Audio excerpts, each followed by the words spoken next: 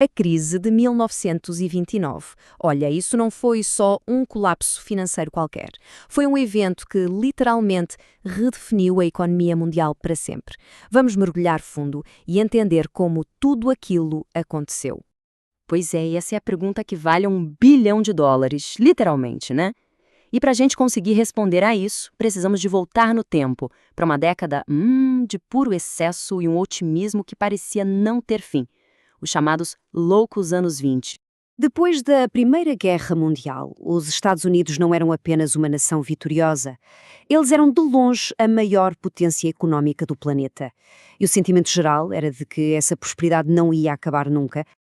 Ok, vamos parar para pensar nisto aqui. A guerra mudou completamente o jogo financeiro para os Estados Unidos. Pensa só, em pouco mais de 10 anos, eles passaram de ser um país que devia dinheiro ao mundo para se tornarem o principal banqueiro do planeta. Eram eles que estavam a emprestar a grana para reconstruir a própria Europa. Uma virada de 180 graus. E a filosofia que guiava tudo isto era a tal da lei de Say. A ideia parecia simples e, como se viu depois, perigosamente otimista. Era só continuar a produzir mais e mais, porque haveria sempre alguém para comprar. E isso, claro, alimentou uma produção industrial gigantesca. E aqui a gente começa a ver a primeira grande rachadura naquela base que parecia tão sólida. Essa tal de prosperidade não era para todo o mundo, não. Imagina só, 1/3 de toda a renda do país ia parar nas mãos de apenas 5% da população. Isso quer dizer o quê? Que a esmagadora maioria das pessoas simplesmente não tinha como comprar tudo aquilo que as fábricas estavam a produzir sem parar. E aí vem o segundo grande problema, o principal mercado para essa superprodução americana, que era a Europa, estava a ir erguer a sua própria indústria. As exportações dos USA começaram a cair, mas, por causa daquela crença na lei de Say, as fábricas continuaram a produzir no mesmo ritmo frenético. Então, com a economia real a dar sinais de que estava a arrefecer, para onde é que foi todo aquele dinheiro e otimismo? Foi todo para a Bolsa de Valores. A Bolsa virou uma obsessão nacional e descolou completamente da realidade económica. Vejam este número, um aumento de 300% em apenas 4 anos. Isso não era crescimento, era uma febre. O valor das ações estava a subir a um ritmo que desafiava qualquer lógica económica.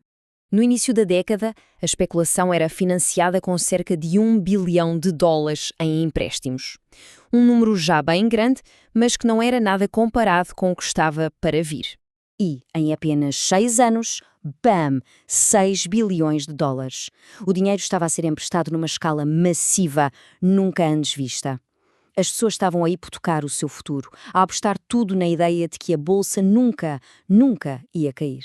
Então, é aqui que a gente chega ao X da questão. Não era só um otimismo cego, sabe?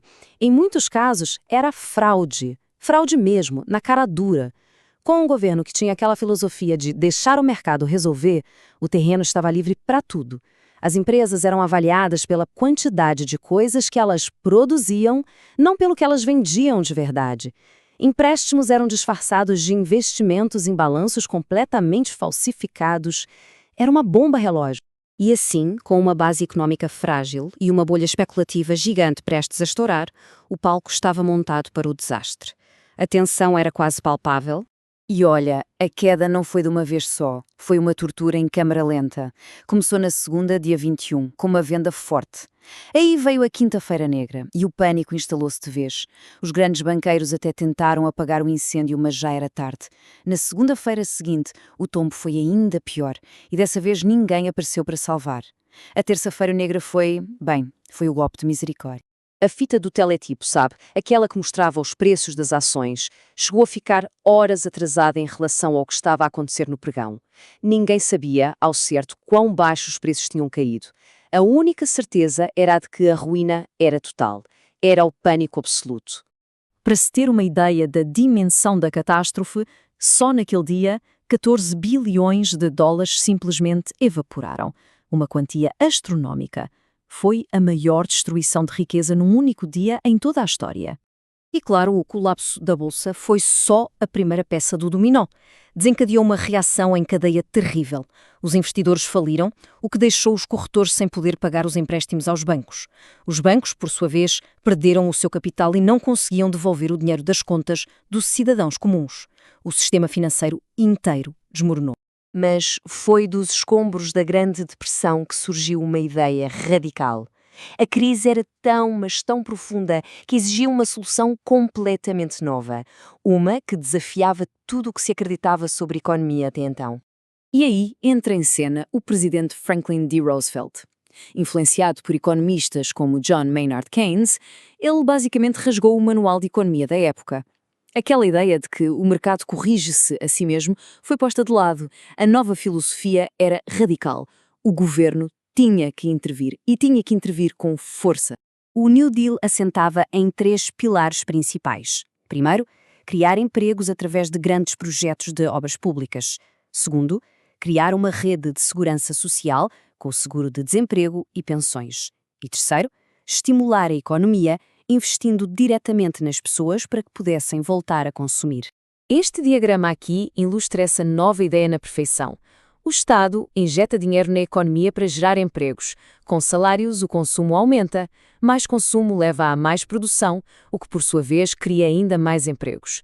O governo tornava-se assim um motor que fazia a roda da economia girar novamente. E o resultado? Bem, funcionou. É verdade que a recuperação total só veio com a Segunda Guerra Mundial, mas em apenas 6 anos, o New Deal conseguiu estabilizar o navio e colocar a economia americana de volta no rumo certo. A lição foi clara. Em tempos de crise extrema, a intervenção do Estado podia ser não só útil, mas absolutamente essencial. E tudo isto nos traz à pergunta final, não é? Pensa bem, especulação sem freio, dívida altíssima, desigualdade a aumentar, soa familiar? Dizem que a história não se repete, mas que muitas vezes rima. E a grande questão que fica no ar é, será que aprendemos mesmo as lições de 1929?